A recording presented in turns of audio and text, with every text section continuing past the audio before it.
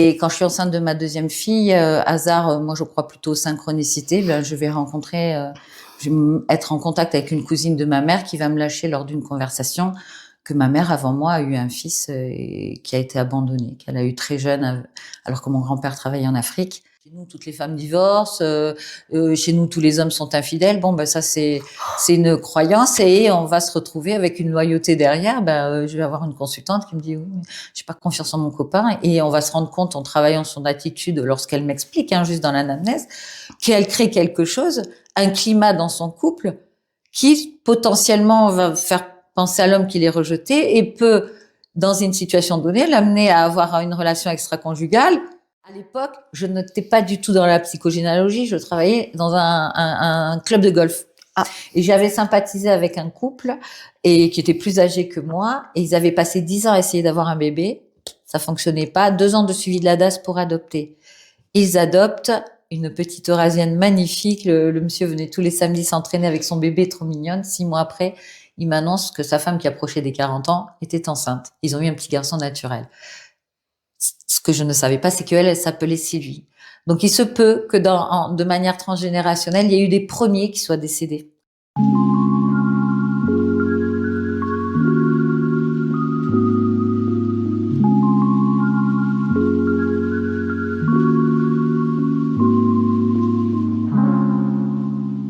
Bonjour à tous et bonjour à toutes et bienvenue dans cette nouvelle émission Transmission sur la spiritualité pour tous.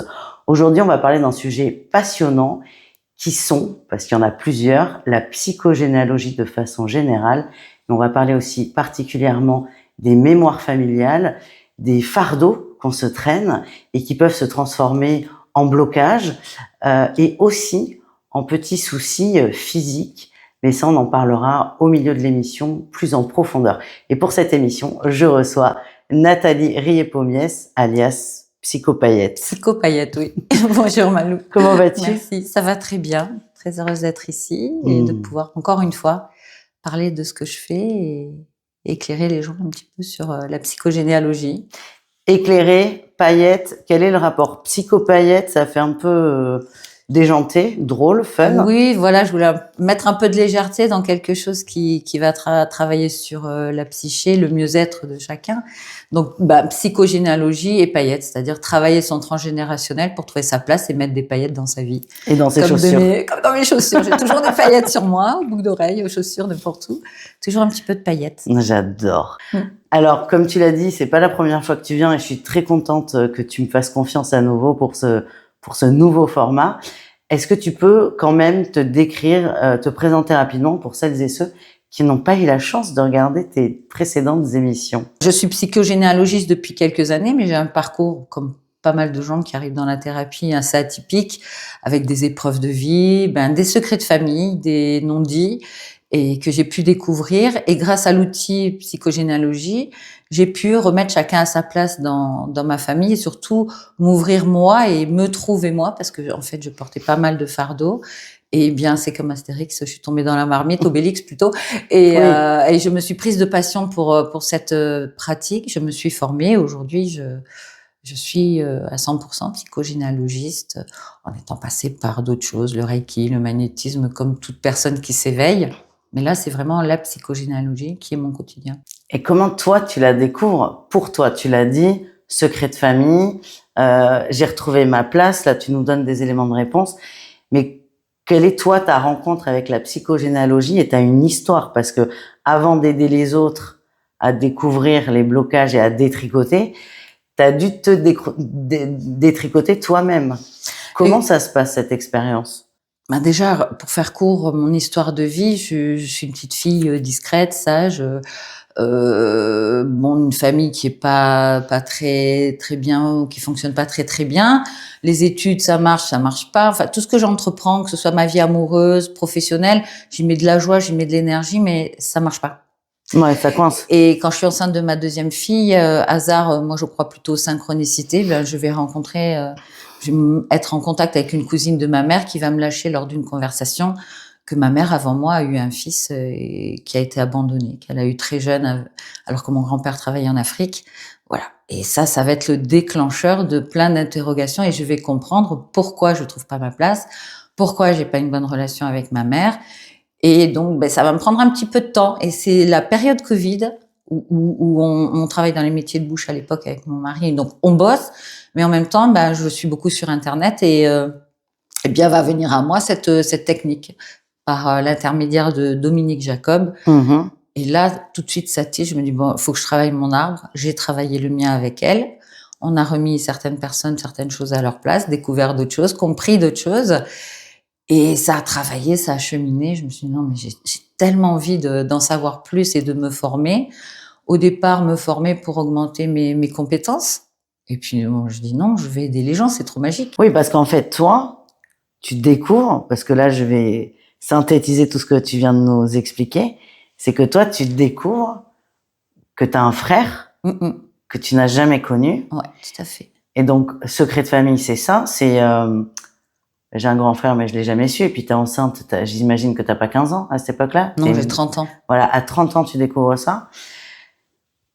Il y a des conflits avec ta mère, donc tu comprends aussi pourquoi. Et cette question de où est ma place. Et ça, c'est quelque chose qu'on entend souvent. Je suis le premier, je suis le deuxième, je suis le troisième, ça veut dire quoi? Tu sais, ces choses un peu simples, un peu superficielles, mais quand on creuse, pas tant que ça.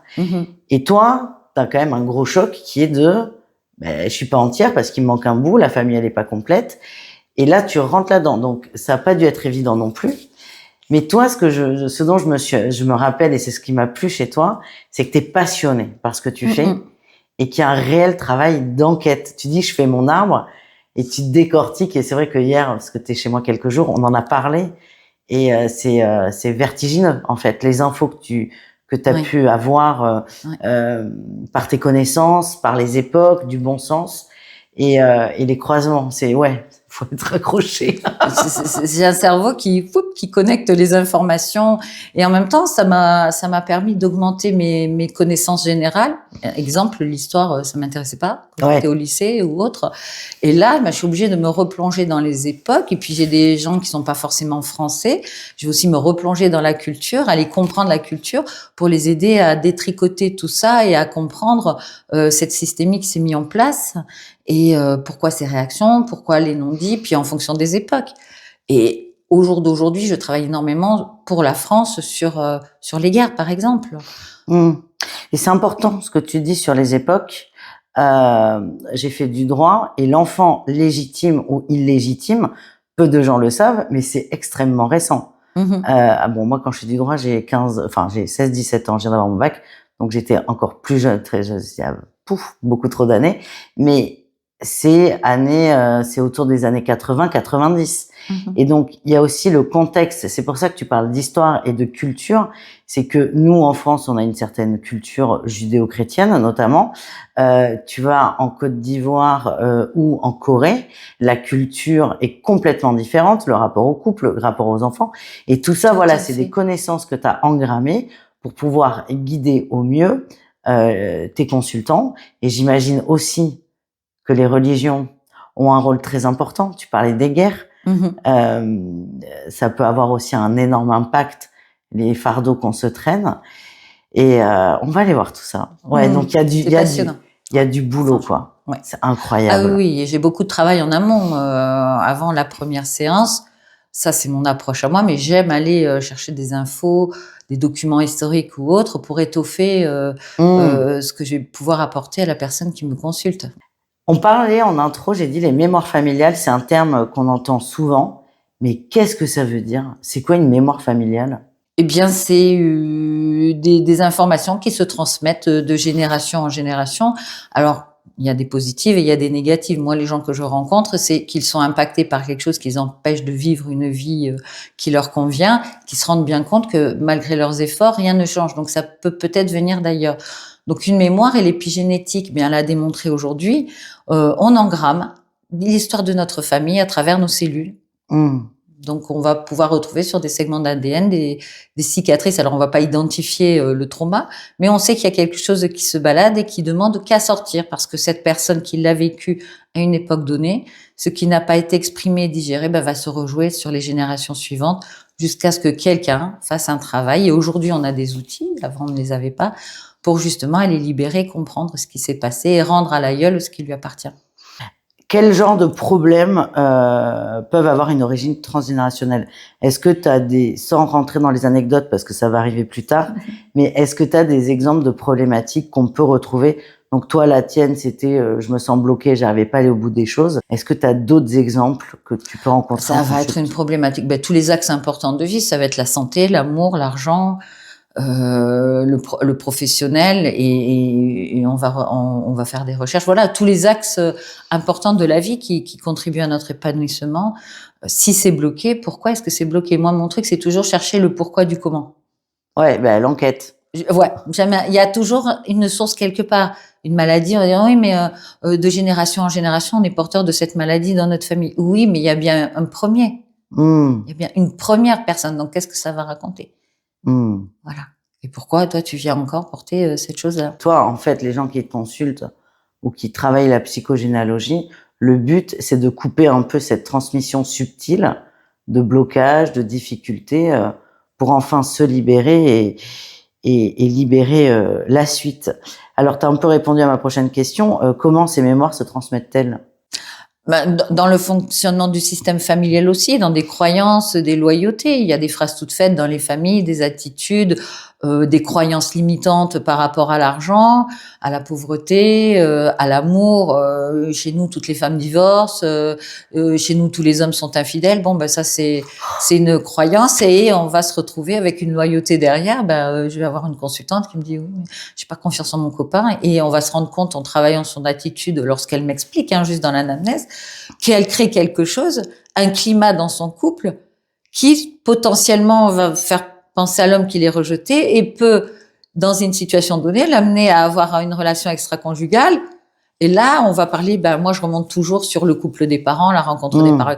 Et des phrases vont sortir où je dis, voilà, c'est une loyauté aux femmes de ta famille, puisque ta grand-mère disait que les hommes sont infidèles, ta maman souffrait, elle lui disait, mais c'est normal, les hommes sont infidèles. Et toi, ta grosse peur, c'est que les hommes sont infidèles. Et pour te rattacher au clan, effectivement, en te comportant comme ça, ton compagnon, il s'en va en week-end avec des copains, il est vulnérable parce que vous êtes disputés avant de partir, il a pas compris pourquoi, il se fait draguer dans une boîte ou autre, il va flirter avec la personne, il revient, il te dit qu'il t'a trompé, et tu vas aller pleurer à maman et à grand-mère en disant, vous aviez raison, les hommes sont infidèles. Par tes peurs, t'as créé un climat où s'il était parti sans que vous vous engueuliez, parce qu'avant qu'il parte, t'étais anxieuse, tu dis, s'il part, il va s'éloigner, il est avec ses copains, il va me tromper. Donc, on a créé une ambiance pour, effectivement, ça se rejoue. Et après, on va basculer sur autre chose, sur la même personne, ça va être la confiance en soi. Et là, on va travailler dans le transgénérationnel sur d'autres axes. C'est fou, ça. En fait, si on va créer une situation hyper inconfortable qui est là, dans ce cas-là, l'infidélité, pour donner raison à cette loyauté familiale. L'argent, c'est pareil, on peut s'auto-saboter, me dire l'argent rentre mais il ressort aussitôt, je comprends pas, etc. Et on va retrouver peut-être dans la famille des mémoires de faillite ou une famille modeste. Et si je gagne plus que mes parents, je vais être mal vue parce qu'on disait que les riches c'est des voleurs ou que les patrons sont des salauds, des exploiteurs, etc. Donc je vais pas m'autoriser inconsciemment, je vais me saboter pour pas nuire à mon clan ou prendre des réflexions puisque je vais m'associer à ces gens qui ne sont pas très bien vus par ma famille et je veux rester dans mon clan. C'est très bien que tu parles des mémoires d'argent parce que j'ai sélectionné des questions que des internautes m'ont posées et il y en a notamment une sur l'argent. C'est Lou Lynch qui nous dit, donc c'est un pseudo, c'est une femme, j'imagine, qui a des difficultés financières. Ça se transmet de génération en génération. Elle dit qu'on travaille ou pas, il y a des problèmes d'argent, qu'on ait de l'argent ou pas, qu'on ait des gros salaires, et on le sait, il y a des gens, ils peuvent gagner 20 000 euros par mois et toujours être à découvert. Ça, c'est pas, voilà. Donc, qu'on ait de l'argent ou pas, l'argent ne reste pas. Et en fait, elle aimerait vraiment couper pour elle, pour ses enfants et aussi pour les générations à venir. Et en gros, c'est comment faire, quoi. toujours, il y a forcément, toujours pareil, un point de départ. Ce qu'on va retrouver souvent, c'est un problème de filiation, par exemple. En gros. Quand je travaille les arbres et que je remonte dans les archives numérisées, on va remonter en 1800 et même avant, on va trouver Augustine qui se marie, elle a 18 ans, elle est domestique avec un homme, Paul, qui a 42 ans, et il y a un enfant naturel qui va être reconnu au moment du mariage. Bon, les domestiques, souvent, il va y avoir un pseudo droit de cuissage ou un abus, parce que on va retrouver certainement chez les femmes descendantes des problèmes aussi avec la sexualité, mais l'enfant ne porte pas le bon nom. Ce n'est pas le bon père. Et en plus, il a des origines nobles. Donc, on va le savoir parce qu'il va y avoir des prénoms type Henri, des Charles, des Louis. Enfin, on va chercher des origines nobles dans l'histoire. Donc, la transmission de patrimoine, c'est pas faite. La richesse n'a pas été transmise et la richesse, elle nous passe sous le nez à chaque fois. C'est un des axes. Après, il faut que je regarde l'arbre dans sa généralité. Elle est enfant de 2 parents qui sont les mêmes enfants de 2 parents et à chaque fois, il y a 2 lignées. Donc, il faut vraiment travailler au cas par cas. Il y a des choses générales. Oui, il y a plusieurs axes. Là, c'est du général par rapport au financier, mais c'est très intéressant comme analyse. Hein. Mais on le verra, tu parles de droit de cuissage ou d'abus, ça revient quand même énormément parce que tu remontes loin aussi dans les générations. Et comme tu le dis, c'est au cas par cas parce que toi, tu peux, en travaillant, te rendre compte qu'il y a peut-être d'autres blocages, peut-être d'autres mémoires. Et c'est encore ce détricotage que moi, ça me passionne. Et moi, j'ai qu'une envie, c'est que tu ailles faire mon arbre. mais j'ai peur. J'ai envie, mais j'ai peur. Non, rien de grave, au contraire, c'est connaître son histoire en plus. Moi, ce qui m'intéresse à l'issue de l'accompagnement, c'est de pouvoir écrire le roman familial et transmettre aux générations à venir. C'est ça. Quand on connaît son histoire, savoir d'où on vient, on choisit mieux où on va aussi. J'aime beaucoup cette phrase. J'aime beaucoup. Alors maintenant, on comprend beaucoup mieux le principe et merci d'ailleurs pour ces exemples. Donc, on va voir ce qui se passe concrètement en consultation. Pourquoi les gens te consultent? Quelle est la demande? Alors moi, je sais qu'on en a parlé hier, c'était sur le sentimental, mais parce que c'est pendant une discussion, on se connaît, on discute, on est en train de manger, et en parlant, je me dis ah tiens, ça serait bien d'aller gratter. Mais quelqu'un qui te consulte, c'est quoi est-ce que tu as des exemples de demandes qu'on peut te faire? Ça peut être l'argent, ça peut être j'ai des allergies. Ok. J'aimerais comprendre. Je trouve pas ma place, je suis bloquée dans le travail, j'ai pas d'homme dans ma vie. J'ai des exemples, mais même à 70 ans, on va me consulter pour ça. Je gagne de l'argent, pareil, je gagne de l'argent, l'argent passe, ne reste pas. Je suis en profession libérale et j'ai eu un homme dans ma vie avec qui j'ai eu un enfant et après, non, j'ai pas d'homme dans ma vie.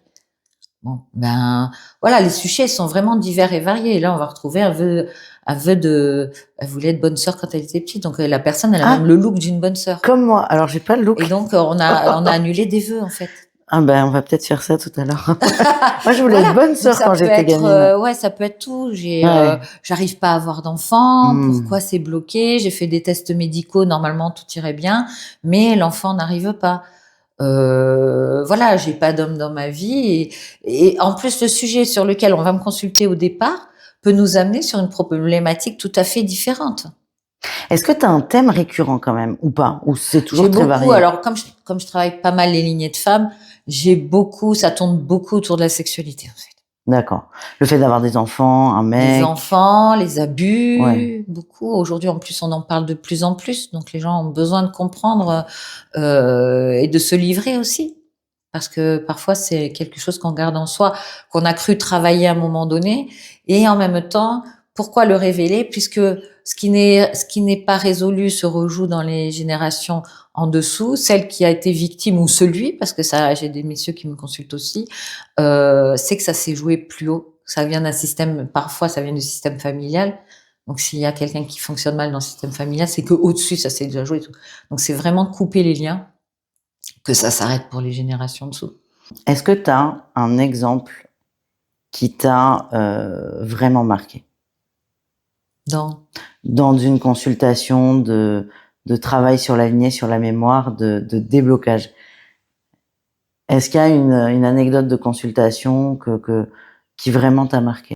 Bah, une de mes premières, en fait, c'est une petite jeune femme. Eh bien, elle vient me voir justement pour ses problèmes de. Alors non, au départ, elle vient me voir en magnétisme. À l'époque, je faisais encore pas mal de magnétisme pour des maux de ventre. Donc, une amie lui dit va consulter une magnétiseuse. Donc, on va commencer sur ses douleurs. Donc, je vais scanner, je vais travailler sur ses douleurs, et puis je vais l'interroger derrière. Parce que moi, ce qui me vient, c'est t'as mal au ventre, mais t'as mal au rein, tu fais des infections urinaires. Oui, tout à fait. Et de là, je vais lui parler du transgénérationnel, de sa position, parce qu'elle me dit, je suis quand même embêtante, je suis chiante avec mon copain, et on va partir sur ses soucis d'infidélité, ses peurs, etc. Et on va basculer sur la psychogénéalogie, ça l'intéresse. Et quand on va travailler son arbre, donc on va parler de ça, on va bien identifier au travers de ce elle me raconte de sa famille. Ça, c'est important. Tout ce qu'on a engrammé dans le discours familial, il y a des réponses, elles sont en nous. Et à moi de faire parler les gens pour que, à travers des phrases anodines, je puisse décoder le sens caché de ça et où est-ce que ça va nous amener. Et elle va me parler de son manque de confiance en elle et de sa maman qui n'a pas confiance en elle. Et ma question, c'est pourquoi ta maman n'a pas confiance en elle? Parce que ma grand-mère ne l'aimait pas, elle était trop grosse, elle était bête. Voilà. Bon, moi, je regarde les grands-parents. Le papa a un métier profession libérale, la maman enseignement, la mamie enseignement. Bon, je dis bon, quand même. Où je comprends pas. Et je lui dis, il y a une grande sœur avant. Comment ça s'est passé pour elle? Oh, très bien. Et il y a un frère après. Oh, lui, c'est le Dieu. Et il y a ta sœur au milieu. Oui. Et ta maman au milieu, qui n'a pas confiance en elle. D'accord. Mais la maman s'appelle Sylvie. Et donc, je vais travailler sur la langue des oiseaux. Sylvie, c'est si il vit. Et elle a un deuxième prénom qui est mixte. Donc, je me dis, s'il vit, il y a certainement en deux, vu qu'il y a une fille avant, un garçon qui était attendu. Je lui dis donc tes grands-parents, choix du roi, fille, garçon, ils se sont dit le deuxième sera certainement un garçon. Une fille arrive, ils sont déçus. Puis en troisième arrive un garçon, donc c'est réglé. Je lui dis mais là où je suis interpellée, c'est que ta maman pendant 20 ans, elle a été infirmière en néonate. C'est qu'il y a un prématuré qui n'a pas vécu quelque part. Donc je serais pas surprise qu'entre ta tante et ta mère, il y a un petit garçon qui n'est pas survécu. C'est pour ça que s'il vit, nous l'aurions appelé, je sais plus comment c'était, Dominique, prénom mixte. Elle me dit non, j'en ai jamais entendu parler. Je lui dis, j'ai un fort doute. Elle s'en va de consultation et le soir à 18h30, elle m'envoie un message, elle me dit bravo Nathalie, effectivement. Ma grand-mère a perdu un petit garçon entre ma tante et ma mère. Donc là, les choses prennent sens. Tout ce qui n'a pas été dit, tous ces non-dits, ce truc caché, bien effectivement, la maman de ma consultante, elle n'était pas attendue, elle venait pas réparer le chagrin d'une maman qui avait pas été accompagnée, qui a été dans la douleur de la perte d'un petit garçon, et elle a pas eu une vie super. Et ma consultante, elle, par contre, va beaucoup mieux. Et de temps en temps, elle vient faire un check-up environ une fois par an, si ça remonte. Mais elle, en tant que femme, elle retrouve sa place de femme. Et je le vois parce que je le vois dans les vêtements, dans la coiffure, dans l'aisance qu'elle peut avoir. Combien, rien qu'en le mettant en lumière, après on peut faire des actes symboliques de libération, mais rien qu'en identifiant, il y a 50% du travail qui se fait. Alors, tu parlais là des secrets de famille, des non-dits. Et ma question exacte, c'est quel est l'impact de ces fameux secrets de famille sur la vie des gens? Est-ce qu'il y en a toujours? Est-ce que dans chaque cas que tu as, il y a un secret de famille ou pas?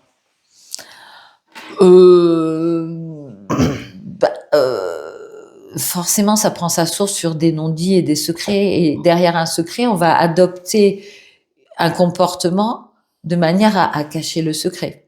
Mais c'est pas forcément ça. Le secret, ça peut être, mes parents, je vais interroger sur la rencontre des parents et je vois qu'il y a un mariage qui s'est fait rapidement parce qu'on se fréquentait et qu'on est tombé enceinte et qu'il fallait se marier. Mais ça va être toute une vie avec un couple de parents dysfonctionnels, des enfants dont on va pas super bien s'occuper et que ça va créer une carence, une blessure d'abandon, un truc comme ça. C'est pas le gros secret. Oui, souvent les gens s'attendent. Je vais citer un exemple qu'on a pu entendre sur des émissions. Ton père n'est pas ton père c'est ton grand-père. Donc là, c'est quand même une bombe atomique comme secret de famille. C'est pas forcément aussi gros. Et là, non. Tu parlais de la grand-mère de Sylvie qui perd un enfant.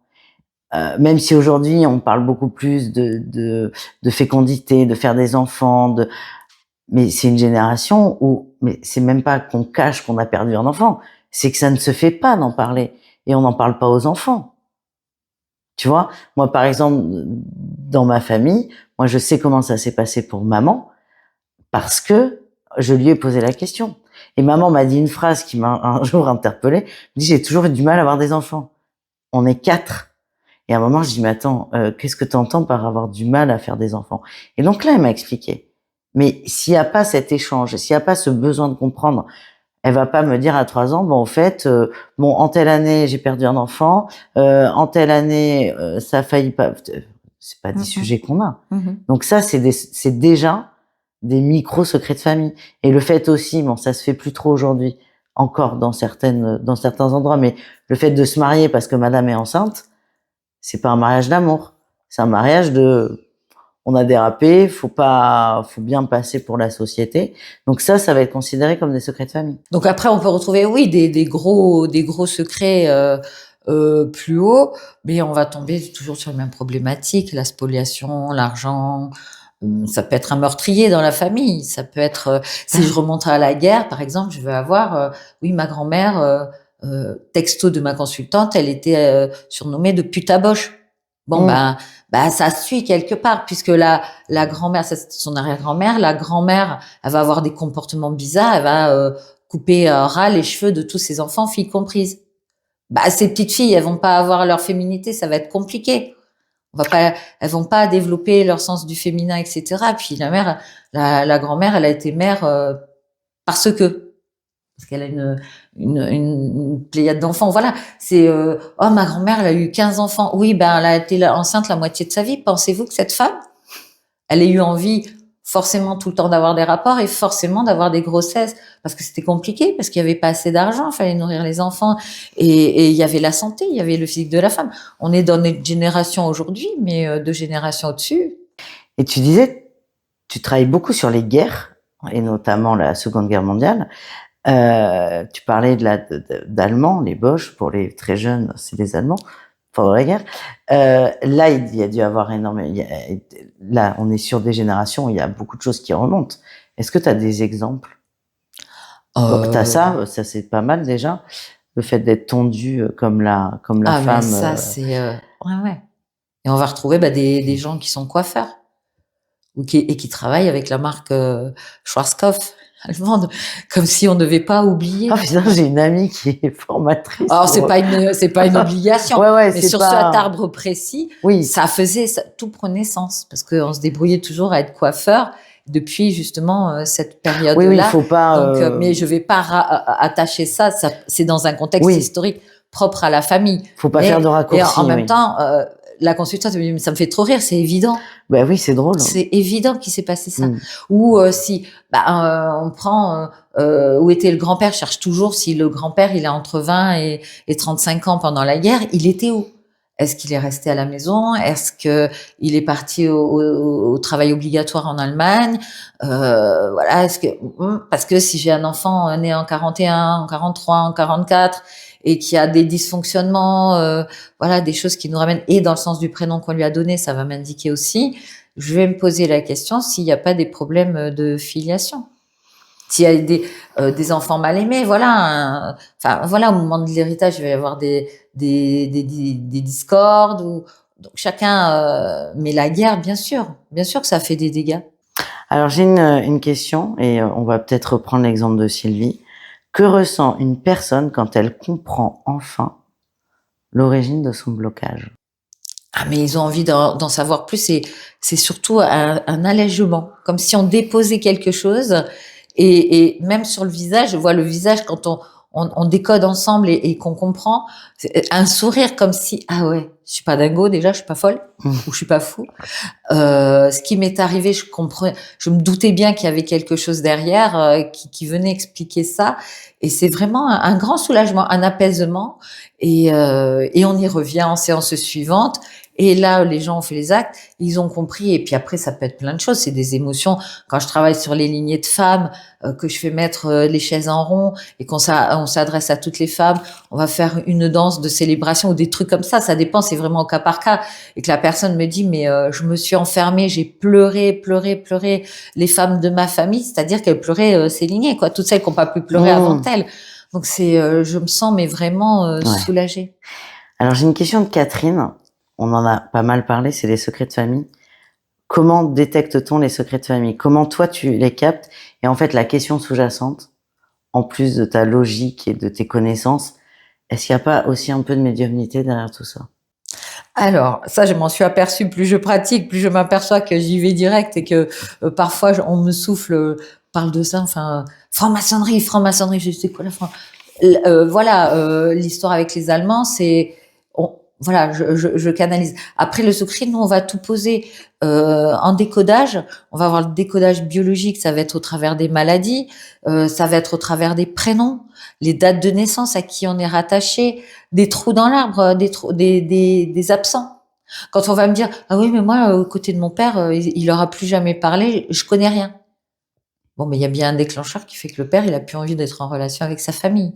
Donc même les absents. Et comme on fait couple en miroir, on n'est pas très loin dans l'histoire de la maman, de l'histoire de la papa, du papa. On va retrouver des similitudes dans l'histoire. On fait pas couple, on se rencontre pas par hasard. Même les gens, les hommes qu'on va faire entrer dans notre vie ou les femmes qu'on va faire entrer dans notre vie, qui restent ou qui restent pas, il y a toujours quelque chose à découvrir. Donc c'est tous ces outils-là. On n'a pas notre prénom par hasard. On va dire quand on s'incarne, on choisit notre prénom. Moi, j'en suis le meilleur exemple. Mon prénom raconte mon histoire et il a été changé au dernier moment en plus. Ah! Je porte pas le prénom que je devais avoir. Et ça veut dire quoi, Nathalie? Nathalie, ça nous parle de natalité, donc de difficultés à la naissance, donc du choix de la mère ou de l'enfant. Donc on peut avoir au-dessus des femmes mortes en couche, d'enfants qui naissent avec le cordon ombilical autour du cou, des choses comme ça. Et celui qui moi me concerne, c'est un enfant qui apparaîtra au moment de l'héritage et enfant adopté. Bingo. Donc quand je vais travailler en généalogie, que je sais déjà que j'ai un demi-frère que je ne connais pas, et c'est mon père qui a changé mon prénom au dernier moment à l'état civil, je dis mais c'est fou. Ouais, comme tu disais en début d'émission, il n'y a pas de hasard, là, c'est des synchronicités. Et en fait, les secrets, il y a forcément des choses incroyables qui vont sortir, mais ça reste exceptionnel. Et les secrets, ce sont, comme tu l'as dit, beaucoup de non-dits, des sujets sur lesquels soit on s'étale pas, soit on n'en parle pas, ou soit on brode un peu. C'est un peu des choses dont on peut être honteux. Par exemple, des enfants qu'on abandonne, qu'on ne reconnaît pas. Voilà, c'est pas le secret qui veut dire bombe atomique entre guillemets, c'est des petits trucs du quotidien. C'est la petite poussière qu'on met sous le tapis. Et puis là, il y a quelqu'un qui a envie de cleaner la maison et l'aligner. Tout à fait. Voilà, donc faut pas avoir peur. Comme je te dis, moi j'ai peur. Non, c'est une façon de parler, mais voilà, faut pas avoir peur de tout ça. Alors tu nous as parlé du décodage là des maladies, Oui. et là on va aller sur cette partie-là. C'est quelque chose qui te tient énormément à cœur parce que à force de consultation, tu as vu qu'il y avait quand même des choses récurrentes. Donc c'est le lien entre l'histoire familiale et les maladies, et on va aller voir ensuite plus intensément sur les lignées des femmes, parce que tu en as parlé, c'est quelque chose qui t'intéresse, c'est quelque chose, encore une fois, qui revient très régulièrement dans ton travail. Donc, quelle est la part de notre famille? Alors, dans notre santé, on n'est pas docteur, hein, ni toi ni moi, mais quelle est la part de notre famille dans, par exemple, de l'angoisse, des addictions, des TOC, des phobies? Quelle place a papa, maman, les grands-parents dans tout ce bazar, entre guillemets? Oui, ça me passionne le décodage biologique parce que je dis toujours, votre corps, c'est votre meilleur allié. Tout ce que votre conscient veut pas sortir, ça va se manifester par des symptômes physiques pour vous dire, va explorer ça, va comprendre ça, où est-ce que ça bloque. Donc, si on reprend par exemple la médecine chinoise, nos organes nous racontent quelque chose. Le cœur, c'est l'amour, le sang, c'est la joie, le foie, c'est la colère, les poumons, c'est l'air que j'aspire, que j'expire. Est-ce que je me sens étouffée? La gorge, le chakra de la gorge, ça va être l'expression, la communication. Donc, qu'est-ce que je refuse de dire? Qu'est-ce que je ne peux pas dire et qui m'embête? Bon, là, on va avoir des glandes à ce niveau-là, on va avoir des perturbations endocriniennes, on va avoir hypothyroïdie, hyperthyroïdie, des choses comme ça. Les reins, c'est le siège de la peur. Donc, si je fais sur un événement qui m'a traumatisé, dès que je vais être en stress, je vais me faire des calculs rénaux parce que ça s'est cristallisé dans mes reins et puis il faut que j'aille raconter l'histoire.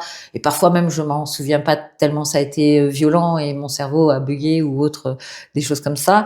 Donc, c'est aller comprendre tout ça pour retrouver l'événement à l'origine et puis désamorcer tout ça en fait. Donc, dans les pathologies, voilà, moi, en préparant mes séances, j'envoie un tableau qui est à remplir au préalable parce que je vais faire le génosociogramme, donc l'arbre enrichi, pour déjà le travailler avant la première séance pour qu'on avance rapidement, qu'on n'y passe pas 10 ans. Et je demande dans le tableau la santé. Mais le moindre bobo est intéressant. Bon. Le moindre bobo? Mais oui. La moindre entorse? Une entorse, mais oui, puisque ton pied, c'est ta direction. Si tu as une foulure et qu'on t'arrête, c'est est-ce que je suis en train de m'interroger sur la direction que j'ai à prendre dans ma vie? Tu sais que j'ai fait tellement, moi j'ai entre les deux quand même, donc c'est divisé, j'ai une dizaine d'entorses.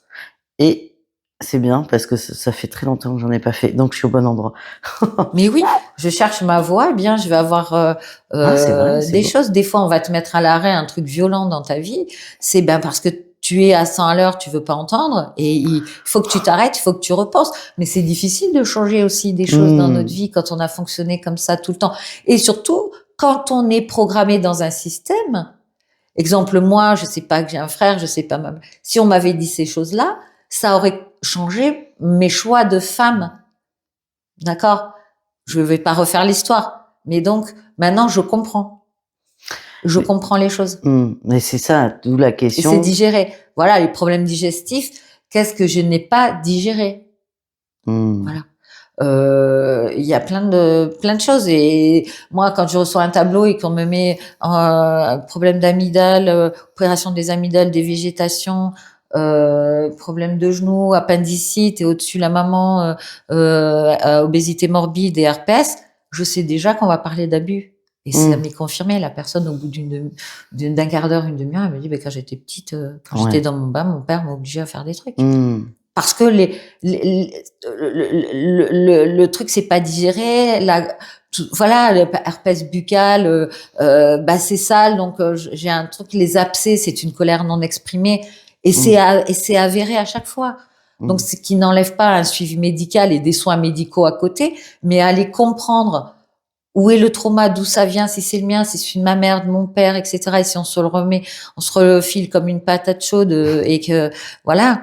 C'est comprendre ça et comment une douleur, on peut l'éliminer rapidement. Parce que on l'a conscientisé, et même des fois, je fais des exercices où je te dis, parle avec ton symptôme. Parle-lui, dis-lui, j'ai compris. Maintenant, j'ai plus besoin de toi. Mais alors, le message. Ce qui est intéressant dans le décodage des maladies, c'est qu'en fait, et tu l'as bien dit, ça n'empêche pas un suivi médical, bien au contraire. Du tout, on en a besoin. En fait, toi, tu vas chercher la cause émotionnelle, la cause transgénérationnelle, ça enlève une forme de poids, et après, les docs ont leur partie, chacun son boulot. Après, on est vers pour optimiser le chemin de guérison. Exactement. C'est déjà une guérison intérieure. Parce qu'on est porteur de quelque chose. Parce que tout n'est pas lisse dans la vie, donc. Clairement. Et du coup, là, on va se concentrer sur le féminin. Donc, on va parler de choses pas forcément drôles. Tu parles beaucoup d'abus. Ça ressort parce que beaucoup. Je pense que je suis missionnée pour accompagner essentiellement des personnes dans cette problématique-là, puisque c'est le gros de mes consultations. Alors, question très large, et je te laisse dérouler.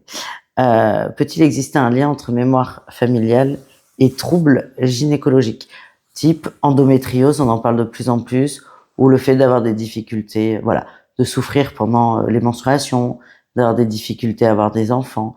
Est-ce qu'il peut avoir un lien? Oui. Et en plus, je vais faire une petite parenthèse historique quand même, parce que aujourd'hui, j'ai constaté, alors on en parle plus, on médicalise plus, mais il y a quand même quelque chose dans l'histoire qui est fondamental, c'est le droit à l'avortement. Donc 73-75, la loi Veil, et là, les femmes se sont battues pour laisser le choix aux femmes d'être mères ou pas, mais c'est pas pour ça que ça n'existait pas avant l'avortement. Il y en a eu des milliers, il y a même eu des infanticides, et des femmes sont décédées. Et c'était la honte, puisque c'était puni et par la religion et par la loi. Donc c'était caché. Donc même si la femme y avait recours, elle a porté quand même une culpabilité qui a été transmise aux femmes après elles. Pour certaines, elles sont décédées parce que c'était fait pas toujours même pas du tout dans de bonnes conditions d'hygiène et que percer, comme on disait avec les aiguilles ou autre, ben on pouvait se tromper parce que l'idée c'était de créer une infection pour qu'il y ait un placenta qui se rejette, c'était provoquer une fausse couche en fait. Ben des femmes faisaient des septicémies, elles en décédaient, mais on n'allait pas dire qu'elles étaient décédées d'un avortement. Donc il y a un secret sur la cause du décès de l'aïeul. Donc cette femme, on va dire qu'elle a eu une péritonite. Voilà. Donc, mon arrière-grand-mère, elle est morte très jeune, elle a fait une péritonite. J'ai un doute. Et la consultante va me dire, ah oui, mais moi, j'ai des violentes douleurs, j'ai un fibrome qui est sorti, j'ai un truc comme ça. Donc, on peut aller travailler énergétiquement et émotionnellement sur ça, sur une mémoire invisible. Je le redis encore, ce qui n'enlève pas un accompagnement gynécologique ou une prise de médicaments. Et je m'aperçois qu'il y a un boom aujourd'hui. Et si on prend la transmission, souvent ça saute une génération. C'est comme si ces jeunes femmes qui arrivaient aujourd'hui, elles avaient pour mission de mettre en lumière ça et de dire, ben non, aujourd'hui, j'ai le choix d'enfanter ou de ne pas enfanter. Et on peut aller chercher qu'est-ce qui s'est passé plus haut. Et je sais que la dernière fois, j'en avais parlé un peu, j'avais vu un commentaire. Oui, mais moi, je dois prendre la pilule, etc. Ça peut être, pourquoi je suis obligée de prendre la pilule? Parce qu'il faut pas que j'ai d'enfants. Et pourquoi je dois pas avoir d'enfants? Qu'est-ce qui s'est passé en haut avec les maternités? Donc, c'est vrai que c'est intéressant quand on est dans ce cas-là de pathologie d'aller quand même s'informer de ce qui s'est passé dans la sexualité des femmes avant nous. Mais il y a tellement de sujets là-dedans parce que notre génération, et parce que moi je commence à vieillir, il faut que je l'accepte, et les plus jeunes, alors oui, la parole se libère, bon, c'est pas encore ça, mais on parle énormément d'endométriose. Alors, c'est comme MeToo, hein, ça n'a pas existé à partir du moment où on en a parlé, ça existait bien avant.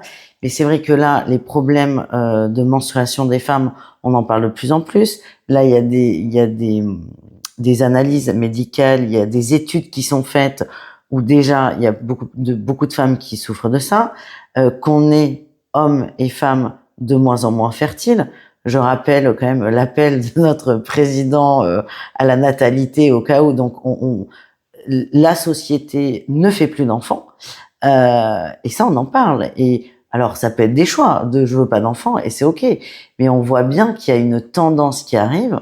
Et c'est comme si là, on portait un peu tout ce poids. Et ça m'amène à une autre question.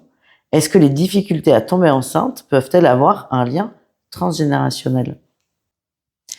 Oui, je vais répondre, je réponds par des exemples et c'est un exemple. J'adore. À l'époque, je n'étais pas du tout dans la psychogénéalogie, je travaillais dans un club de golf. Et j'avais sympathisé avec un couple et qui était plus âgé que moi et ils avaient passé 10 ans à essayer d'avoir un bébé. Ça fonctionnait pas. 2 ans de suivi de la DAS pour adopter. Ils adoptent une petite Eurasienne magnifique. Le monsieur venait tous les samedis s'entraîner avec son bébé, trop mignonne. 6 mois après, il m'annonce que sa femme qui approchait des 40 ans était enceinte. Ils ont eu un petit garçon naturel. Ce que je ne savais pas, c'est elle s'appelait Sylvie. Donc il se peut que de manière transgénérationnelle, il y ait eu des premiers qui soient décédés. Comme la place du 1 était prise par l'enfant adopté, le 2 a pu arriver. Et ça, je l'ai vu dans une émission, je regarde Faustine Belair et comme ça.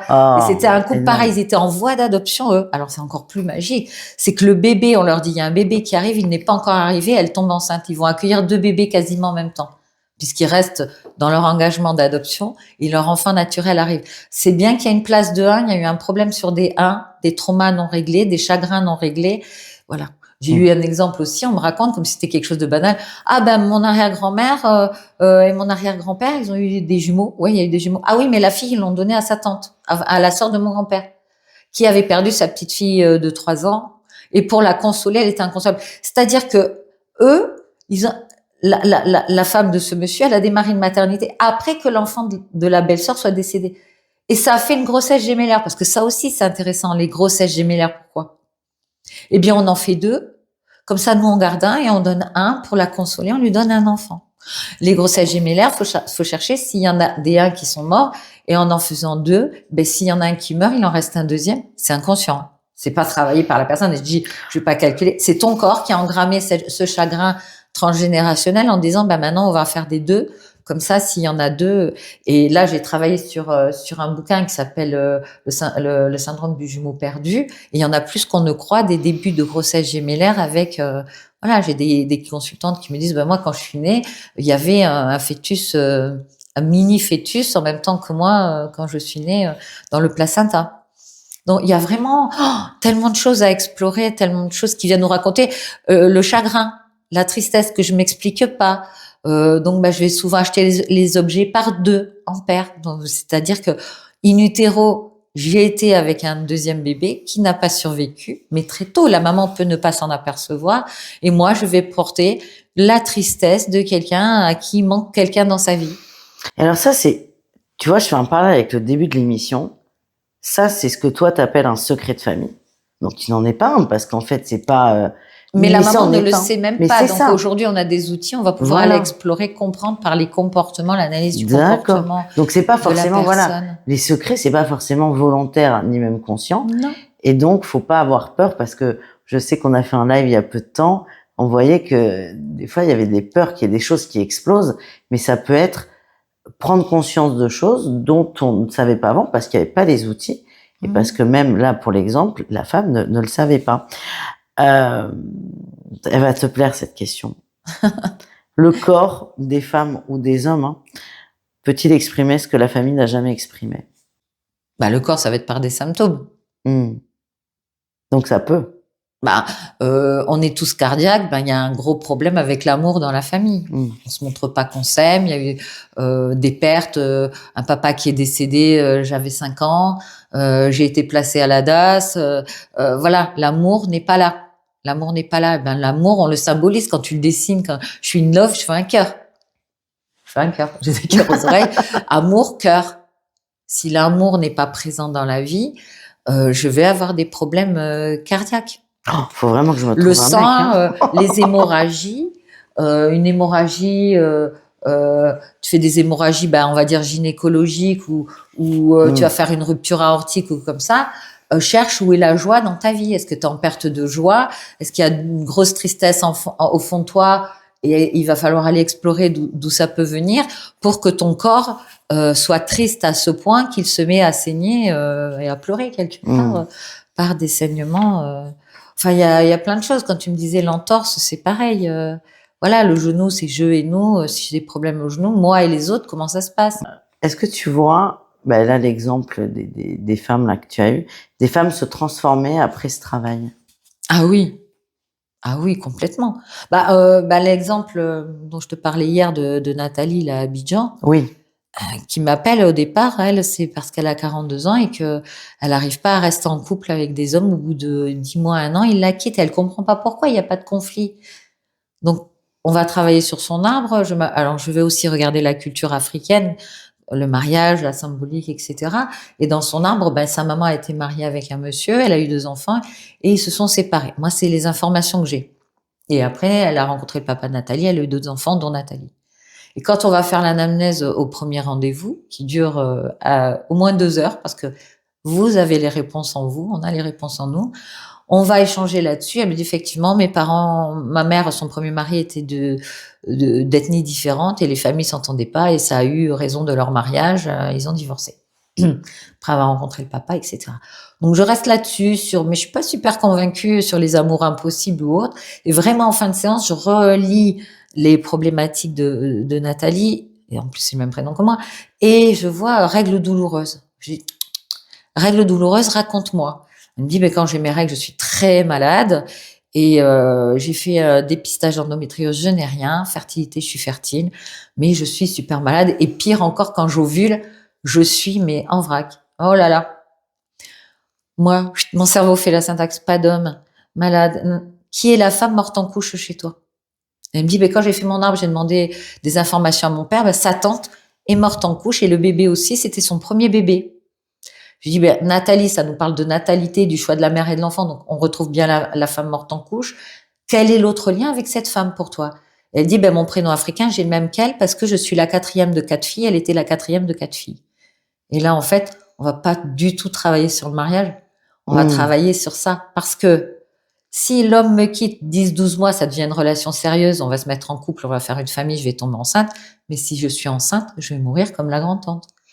Si je suis malade pendant l'ovulation, je lui pose la question, est-ce que tu peux avoir des rapports sexuels? Il me dit, non, mais c'est juste pas possible. Donc, pas de possibilité de faire un enfant. Si tu n'as pas de rapport en période d'ovulation, tu ne pourras pas tomber enceinte. Donc, tu sauves ta vie. Donc, tu ne vas pas mourir.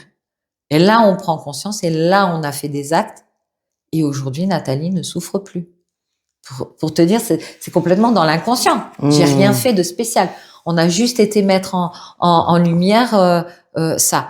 Alors, le petit chéri n'est toujours pas arrivé. On a travaillé aussi quand même sur l'amour, etc. Mais le truc le plus lourd pour elle, c'était la santé. Et de temps en temps, elle me donne des nouvelles. Et elle a même mis un avis sur Google parce que elle est trop charmante. Mais c'est génial comme histoire. Et c'était une copine qui avait vu une vidéo sur ABC et qui lui avait dit, mais écoute, consulte cette dame. On n'était pas parti sur le bon sujet, en fait. Ouais, mais le premier sujet, c'était l'homme et la vie amoureuse. Oui, mais c'est ça qui est génial. C'est aussi la confiance qu'il peut y avoir en la personne qu'on consulte et se laisser aller. Et c'est aussi, je soulignerais, c'est une croyance que la femme doit accepter de souffrir quand elle a ses règles, on doit souffrir quand ton enfant souffre pour être belle. Enfin, c'est vraiment des choses qui sont bien ancrées depuis Mathusalem. Et ça aussi, c'est des choses à déprogrammer. On n'est pas faite que pour souffrir et on en parle de plus en plus aujourd'hui. J'ai une question, c'est une de mes consultantes qui est adorable d'ailleurs, Elodie, que j'embrasse. Alors Elodie, elle a un petit garçon de 5 ans et donc elle va avoir une kinésiologue pour le petit parce qu'en fait, son petit garçon ne la lâche pas. Il la colle tout le temps et elle me dit mais je sais d'où ça vient. J'ai perdu mon papa quand j'avais 3 ans. Et en fait, quand elle a eu l'échographie, quand on lui a dit c'est un petit garçon, elle n'y croyait pas. Elle dit j'ai demandé à refaire une échographie, la sage-femme a refusé parce qu'elle était sûre d'elle, la sage-femme. Et elle dit j'ai perdu mon père, j'avais 3 ans, j'ai évolué dans un environnement que de femmes. Elle me dit pour moi c'était inconcevable d'avoir un garçon. Donc t'as son fils qui la lâche pas, elle où il y a un peu une petite forme de culpabilité. Comment tu pourrais l'aider, Elodie? Et puis sachant que c'est un peu pareil du côté du papa, quand même. L'interrogation, c'est si on remonte, c'est pourquoi faut-il que le clan soit que des femmes? Pourquoi est-ce que le père que sa maman va trouver est un homme qui va décéder alors qu'elle a 3 ans? On va dire, c'est le hasard, c'est etc. Il y a des choses qui se rejouent. Donc là, je vais aller travailler un peu plus haut, lui dire pourquoi son fils est attaché. C'est déjà comprendre cette systémie au-dessus. Pourquoi on n'est qu'entre femmes? Tu vois, et je peux remonter aux différentes guerres aussi. Ça peut avoir un impact si elle est 100% française. Je vois, moi, par exemple, j'ai ramené à ma famille mon arrière-grand-mère du côté maternel. Elle s'est mariée, elle a eu 2 enfants. À l'arrivée du second, mon arrière-grand-père part à la guerre. Au bout de 2 mois, guerre de 14, il est mort. Elle se retrouve avec 2 enfants bas âge. Ouais. D'accord. Donc le second, c'est un enfant qui va être assez brillant, etc. Elle va retrouver un homme qui est un soldat belge pendant la même guerre et elle va avoir en plus un enfant en mariage, ma grand-tante, et puis après mon grand-père en Belgique. C'est compliqué. Donc, par contre, il y a trop d'hommes qui sont morts à la guerre. Le fils, son deuxième fils du premier mari va aussi mourir à la guerre. Et là, ça laisse des blessures terribles. Donc, mon père et son frère ne vont faire que des filles. D'accord. Pourquoi? Parce qu'on souffrira plus de perdre nos hommes aux guerres. Il y a eu quand même 2 guerres assez rapprochées, 14-18 et 39. Là, dans la même famille, la même femme perd les hommes qu'elle aime à la guerre. Les enfants vont faire des filles. D'accord. Donc il faudrait qu'elle se pose cette question. Eh bien, ma mère, elles sont 3 filles. Ouais. Eh bien, ma tante, la dernière, qui s'appelle Geneviève, donc c'est dans le sens du prénom, je ne vivrai pas ma vie d'Ève, donc vie de couple, prac. Mais elle étant la 3e, le projet sens de mes grands-parents, c'est enfin un fils. Parce que s'il n'y a pas de fils, le patronyme se perd. Le nom de famille de mon grand-père disparaît. À tout jamais. C'est un peu compliqué. Enfin non, c'est pas compliqué, mais... Eh bien, ma tante, elle va se marier jeune, elle va avoir une fille, elle va divorcer, elle va avoir d'autres hommes, elle va rencontrer un homme. Elle va attendre une petite fille qui va décéder in utero à la naissance, juste avant la naissance au terme. De suite, derrière, elle refait une grossesse. Elle a un fils. Elle n'est pas mariée avec son compagnon. C'est un petit garçon qui va arriver. Elle a tellement peur qu'il lui arrive la même chose avec ce petit qu'elle va le déclarer par anticipation. et elle va lui donner son nom de jeune fille.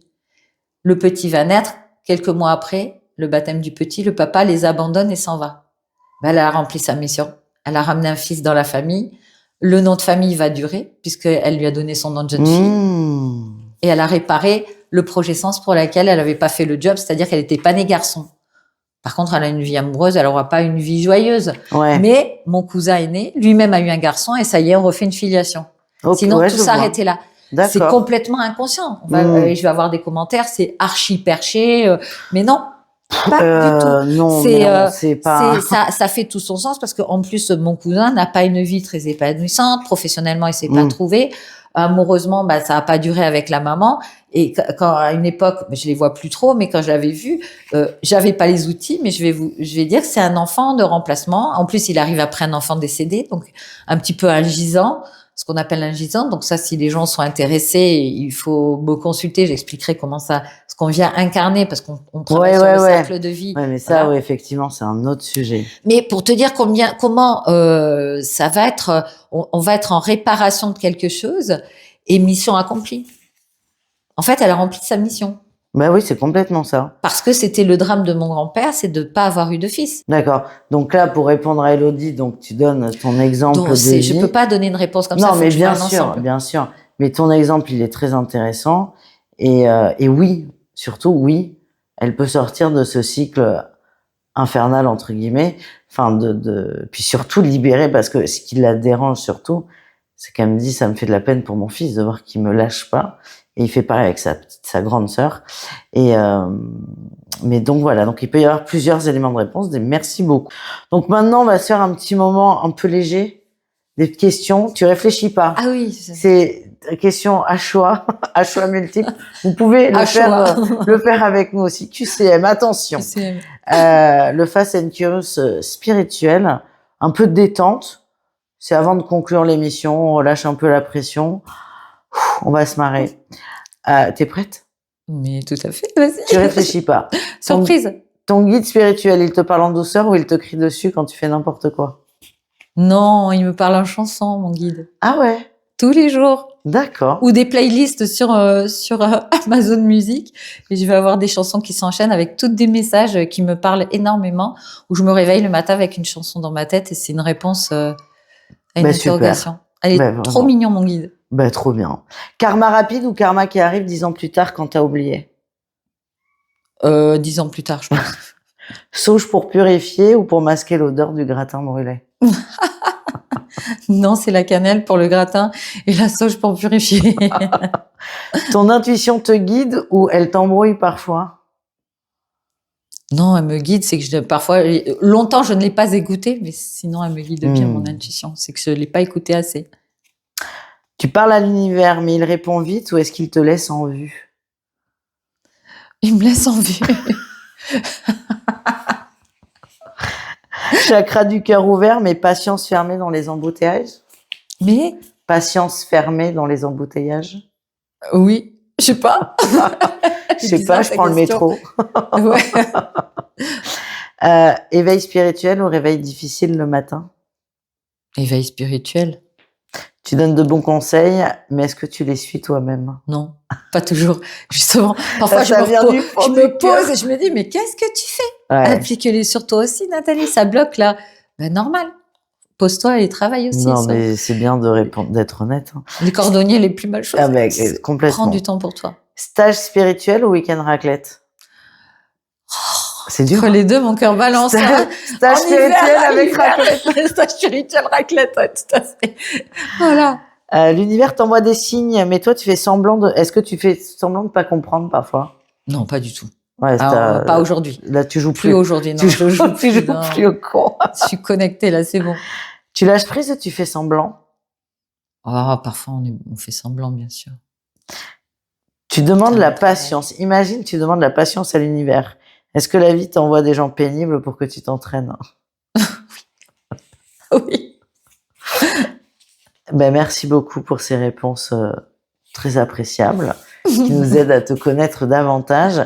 Et donc là, j'aimerais bien qu'on termine en parlant un peu de toi. Alors, on a bien compris ce que tu faisais. Alors, non, j'avais quand même une question. parce qu'il y a des gens qui vont écouter l'émission par curiosité, et c'est très bien. Et il y a des gens qui ont envie de faire le travail eux-mêmes, tout seuls, et de plus en plus. Puis moi, je vois dans ce que je fais, j'aide les gens à être autonomes, et c'est vrai qu'on voit ça quand même de plus en plus. Est-ce que les gens peuvent faire ce travail tout seuls ou pas? Honnêtement. Honnêtement, il y a des outils, il y a des livres, on peut. Ça va à la lecture de certaines choses, ça va nous impacter, comprendre le sens du prénom, etc. C'est bien d'aller le déposer quelque part. Ouais, c'est plus facile. Tout seul, on est en boucle, on va y passer des années. Ouais, en mais 2-3 séances déjà, on nettoie. Et puis si notre problématique apparaît 1 an ou 2 ans après, c'est le cas. J'ai des personnes qui me rappellent, Nathalie, on peut travailler ça. On va reprendre mon art parce que là, voilà, il y a ça. J'ai des choix à faire ou je m'interroge sur ça. Mais tout seul, comment on peut faire la connexion entre des allergies et un abus sexuel? Pas du tout. Oui. Je vais lire sur les abus, je vais lire sur le décodage des maladies. Ouais, et comment moi je peux faire la connexion entre deux? Oui, et puis toi, tu as cette habitude où, à force d'avoir fait des consultations, tu vois qu'il y a quand même des choses qui se ressemblent, même si ça reste toujours du cas par cas, et ça, t'insistes bien là-dessus. Mais c'est vrai que c'est quand même plus simple, ça va plus vite, surtout. Et puis j'imagine que t'amènes les gens dans des endroits où tout seul, ils n'oseraient peut-être pas aller. Notamment l'abus, t'en parles beaucoup. Mais oui. Et puis faire le rapprochement entre des choses qui se passent Oui, dans entre leur vie. abcès, abus, non, le lien, il est pas évident Mais tout de suite. non, la personne va pas faire le lien. Les allergies alimentaires et l'abus. C'est voilà, la personne ne va pas faire le lien. Ben juste ces allergies, c'est des aliments qu'elle avait consommés le jour où elle a été agressée. Donc dès qu'elle consomme cet aliment, elle a des diarrhées. Ah, parce que c'est très spécifique, c'est un menu. Oui. Qu'elle me sort. Les aliments, c'est le menu du jour.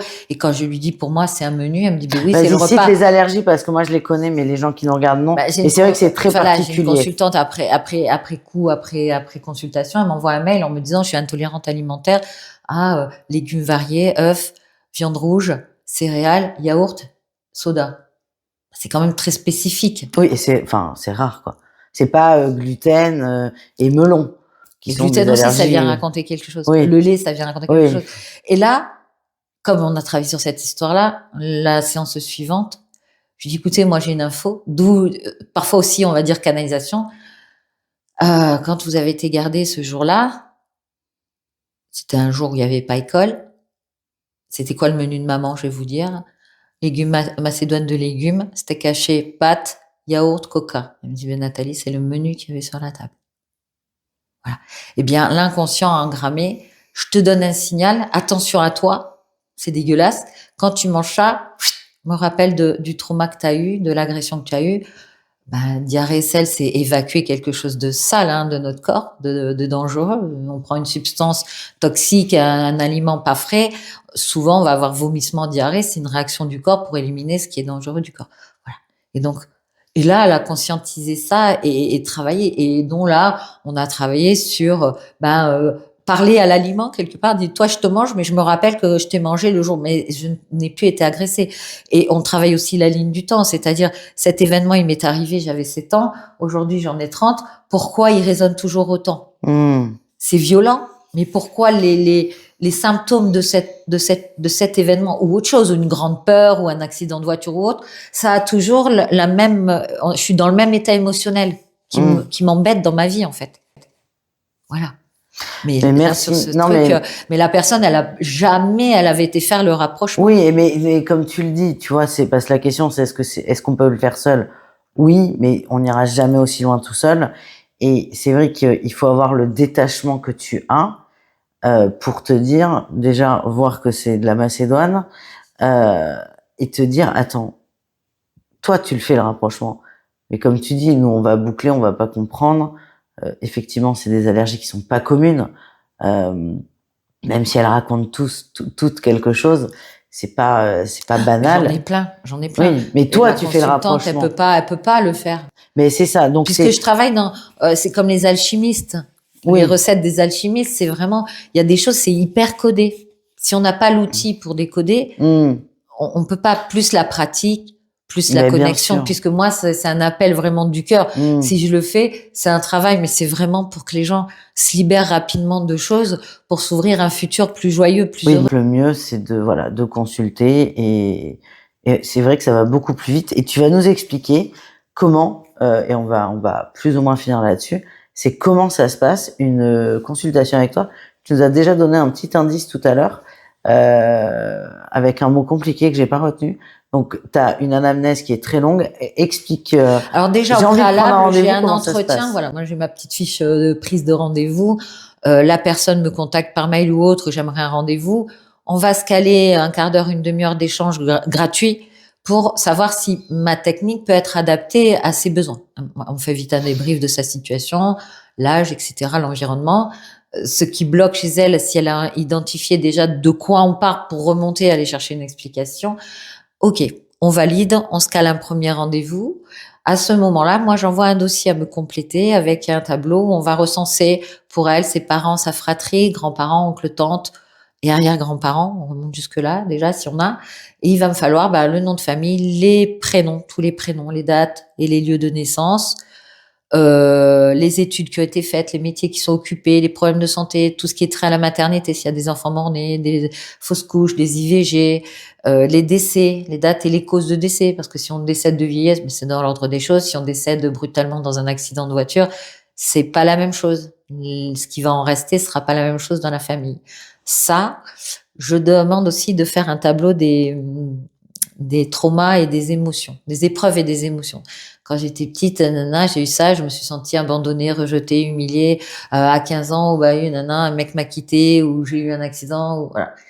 Parce que on va dire, c'est des micro-traumas, mais ça va jalonner notre vie. Et puis ça reste, des fois, c'est ruminé, ça reste là, ça pourrit et il faut aller le libérer. Donc, je vais déjà avoir tout ça.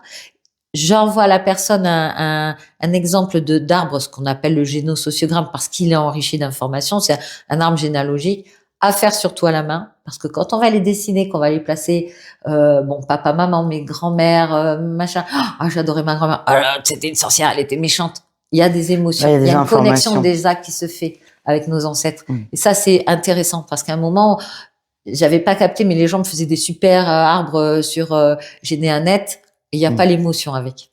Quand j'écris le nom de ma grand-mère, le prénom de ma grand-mère, son histoire, quand est-ce qu'ils se sont mariés, etc., il y a une connexion à mes ancêtres. Et nous, ce qu'on veut, c'est appeler les ancêtres à nous pour nous livrer des choses, pour se libérer. D'accord? Et moi, de mon côté, je vais le faire, le génosociogramme. Je fais un dossier avec tout le sens des prénoms, sens caché des prénoms, des maladies. On va faire notre séance. Je prends des notes, il y a un échange. Et on va identifier quelque chose et on va travailler, faire un acte, et je retourne un dossier, justement un petit compte-rendu de la séance, des actes à faire, et je transmets le dossier avec tout le sens caché de tous les prénoms de l'arbre quasiment, et les maladies, pour que la personne, c'est un petit peu sa petite bible, sa petite référence, quand elle va retravailler son arbre, qu'elle va repenser à quelque chose, ou qu'elle a un problème, reconsulter et dire ça vient me parler de ça, faut peut-être qu'on aille explorer de ce côté-là, que je comprenne qu'il s'est passé ça ou autre chose. Donc on repart quand même avec un dossier assez complet. C'est pas juste la séance, je te fais un acte énergétique, nana. Et non, j'ai beaucoup de boulot. Ah ben oui, c'est très complet. Et puis alors, ce qui est bien là de ce que je comprends, c'est que le gros travail, il est fait une fois, et par le consultant et par toi. Donc toi, il y a plein de choses qui vont remonter. Peut-être que le consultant a pas envie de tout voir. Il vient pour des problèmes de fric, il a peut-être pas envie de parler des problèmes d'amour. Et peut-être que dans 6 mois, il va se dire peut-être que c'est pas mal ce qu'elle a fait. Psychopaillette, je vais peut-être la reconsulter. Bon, il y a déjà un contact. On fait obligatoirement une de suivi. Ok, bon, ça c'est bien. Si on a encore des miasmes de quelque chose, on va en faire une troisième. On veut pas de miasmes. Après, j'ai des gens qui restent plus longtemps parce qu'on a vraiment des trucs lourds. Donc là, on va retravailler jusqu'à ce que la personne soit apaisée. Mais il y a des gens, c'est vraiment super rapide. Oui, tant mieux. Et donc, tu parlais des actes. Donc, c'est des actes pour couper la transmission, pour couper. Et donc, ça, comme tu le dis, ça fait partie du rendez-vous. Donc, on le voit bien, c'est très complet. Et comment tu consultes? À distance, en présentiel? Essentiellement à distance. En présentiel, moi, je suis sur les Lilas, donc je suis dans un cabinet mutualisé avec d'autres thérapeutes où je peux recevoir les gens en présentiel. Mais la majeure, les 90%, c'est à distance. Oui, et ça facilite la vie des gens, ils sont pas obligés de se déplacer. Ça peut tout à fait se faire. On fait via WhatsApp, on se voit, on se connecte. Avec tous les outils qu'on a, avec tous les outils aujourd'hui. Parce que Paris, bon, les déplacements, c'est un peu long. Voilà, et que bon, quand on est chez soi, on connecte, on est ensemble 2 heures, on raccroche et puis c'est tranquille. Et moi, ça me permet aussi d'être mobile un peu partout et de pouvoir consulter un peu de n'importe où. Ben, Comme de je pouvoir suis ici venir aujourd'hui, voilà. de Paris C'est, dans en Charente-Maritime chez moi. Voilà, tout à fait. Tout Ah à ouais, fait. c'est beau et merci beaucoup. Tu vois, on parle de Merci, déplacement, Malou. donc c'est Merci, super oui, d'être oui, oui. venu C'est un plaisir. et ça c'est ben non mais c'est très touchant pour moi. C'est un bon moment et donc tes liens, je les mets sous la vidéo. Tout à Il y fait. aura ton site internet, tes liens, tes réseaux sociaux. N'hésitez pas parce que tu l'as dit, tu fais une mini, c'est une prise de contact pour voir si tu Ça peux engage à aider. rien du tout, mais Ouais. c'est voilà. Et ça peut aider les gens, donc faut pas hésiter. Faut pas hésiter à se lancer, à poser des questions. Et puis, on l'a bien vu dans tous tes exemples et tes anecdotes, que ce soit celles qui te concernent ou d'autres, et un grand merci pour ce partage, c'est que tu peux aller loin, on peut nettoyer beaucoup de choses. Ça peut aussi, ces mémoires familiales, impacter énormément notre vie sur beaucoup d'aspects. Donc Oui. là, on a volontairement insisté sur tout ce qui est décodage biologique, et les femmes, c'était un souhait et c'est un sujet qui est important, mais il y a des problématiques d'argent, on l'a dit, on va pas se répéter, mais voilà, ça peut vraiment aider, donc n'hésitez pas. Vraiment, merci Nathalie pour ta confiance. Merci à toi pour cet On a accueil. passé un C'est toujours un super moment. plaisir, que ce soit à distance ou en présentiel. Donc là, On est c'est tout bien. récent pour toi. La Ouais, chaîne ici, et c'est super. On est très, très bien. merci pour ta confiance. Merci. À bientôt. À bientôt.